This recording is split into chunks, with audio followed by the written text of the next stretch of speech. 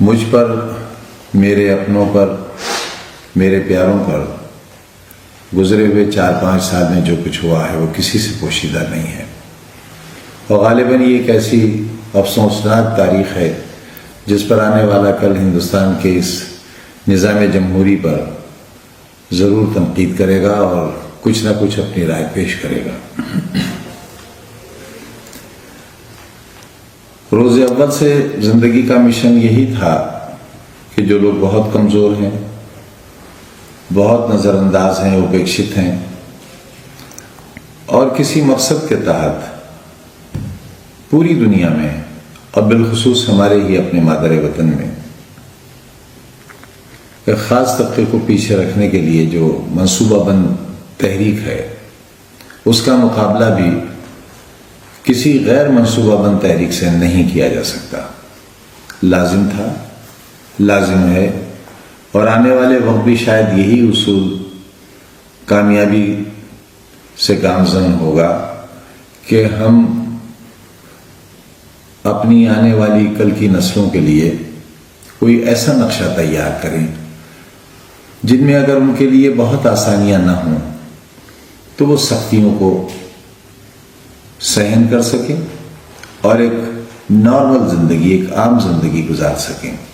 اگر ہم اس پیسے کا استعمال اپنی دولت کا، اپنے اخراجات کا، اپنے دوست احباب پر خرچ کرنے کا، اپنے سیر و تفریح پر خرچ کرنے کا، اپنی شان و شوکت پر خرچ کرنے کا، اپنی رہائش پر خرچ کرنے کا، اپنی زندگی کی دیکھ بھال پر خرچ کرنے کا پیسہ اگر ایک حصہ بھی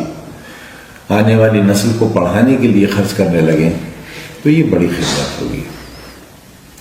میں خدمت تو نہیں کہتا، ایک کوشش ہے، ایک یونیورسٹی بنائی ہے، اسکول بنائے ہیں، یہ بات بھی صحیح ہے کہ اس کے ساتھ بہت ہی نازیبا سلوک ہو رہا ہے، اور ہم کیسے برداشت کر رہے ہیں۔ ہمیں تو اپنی قوت برداشت پر کبھی کبھی حیرت بھی ہوتی ہے کہ ہم ہڈی گوشت کے بنے ہوئے انسان ہیں بھی یا نہیں ہیں، کوئی پتھر کی پہاڑی تو نہیں ہے، کوئی فولاد کا دریا تو نہیں ہے جو بہتا ہے لیکن فولادی طاقت سے۔ ہمارے اندر احساس بھی ہے، ہمیں غم بھی ہوتا ہے، تکلیف بھی ہوتی ہے، انگارہ ہمارے سر پر رکھا جاتا ہے تو اس کی تپش بھی محسوس ہوتی ہے، لیکن یہ سب کچھ برداشت کرتے ہیں اس لیے کہ ہم نے جو اپنے آپ سے عہد لیا ہے، میرے اپنوں نے، میرے احباب نے جو عہد لیا ہے، جو ہمارے ساتھ جیلوں میں رہے، آج بھی ہیں، جنہوں نے سختیاں سہیں، آج بھی سختیاں سہ رہے ہیں، جو برباد کر دیے گئے لیکن انہوں نے شکایت کا موقع نہیں دیا، بہتوں نے دیا بھی، بہتوں نے تیزاب کے خنجر بھی پار کیے، لیکن بہت سے ایسے ہیں جنہوں نے بہت تکلیف کے وقت میں بھی ساتھ نہیں چھوڑا ہے، اور انہی کے تعاون، انہی کی محبتوں کے سہارے ہم ابھی تک کھڑے ہیں۔ آپ سے صرف ایک اپیل کرنا چاہتے ہیں، یہ تعلیم گاہ میری تربیت گاہ بھی ہے، اور یہ آپ کے آنے والی نسلوں کا سنہرا خواب ہے، اسے ٹوٹنے مت دیجیے۔ کوئی دولت، کوئی طاقت شاید اب اسے اتنا نہیں بچا سکتی جتنا طلباء کی تعداد اسے بچا سکتی ہے۔ آپ کے بچے، آپ کی بچیاں پڑوس کے اضلاع میں جاتی ہیں اور بڑی تعداد میں یہاں سے طالب علموں کا منتقل ہونا میرے خیال سے ہمارے لیے ایک فکری موضوع بھی ہے۔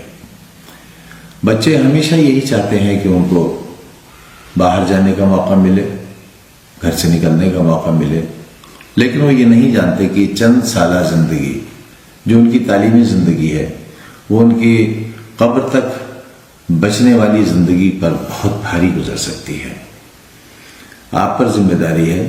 ان کی بہتری اور ان کی کل کے لیے آپ سوچیں۔ ان اداروں کی جا کر جو ہمارے ضلع کے دائیں اور بائیں بنے ہوئے ہیں ان کا تعلیمی معیار دیکھیں، وہاں کا ماحول دیکھیں، وہاں کی زندگی دیکھیں، وہاں کا اخلاق دیکھیں، وہاں کے جینے اور مرنے کے اور چلنے اور پھرنے کے طریقے دیکھیں۔